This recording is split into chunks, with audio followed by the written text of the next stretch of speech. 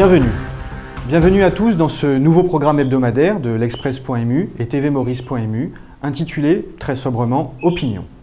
Nous y mettrons chaque semaine en perspective une actualité, un sujet d'importance, un enjeu de société ou un enjeu politique. Ayant assisté récemment, au début du mois de mai, à Ankara au Turkey Africa Media Forum, l'opinion du jour s'intéresse à la Turquie, une puissance émergente qu'on connaît d'ailleurs peu à Maurice.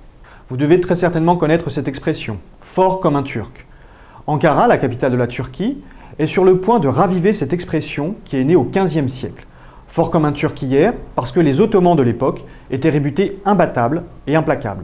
Fort comme un Turc aujourd'hui, parce que le gouvernement et les tigres anatoliens du secteur privé entendent jouer dans la cour des grands.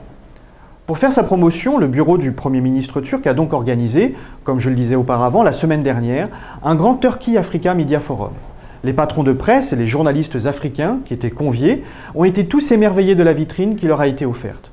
Ankara, la capitale, et Istanbul plus encore, n'ont pas grand-chose à envier à leurs homologues occidentaux.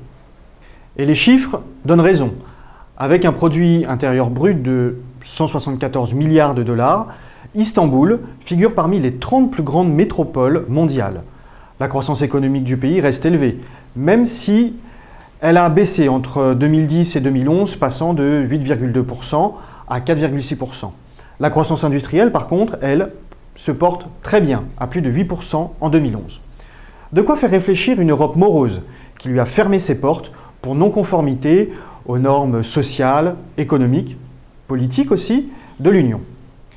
Depuis l'arrivée au pouvoir de l'AKP en 2002, parti islamiste modéré de Recep Tayyip Erdogan, le Premier ministre, la Turquie, qui s'est indéniablement stabilisée, a donc pris un nouveau virage. Sous la houlette du ministre des Affaires étrangères Ahmet Davutoglu, le pays s'est repositionné vers le monde arabo-musulman, mais aussi vers l'Afrique. Du coup, la Turquie est devenue un médiateur de choix dans les sphères panarabes agitées.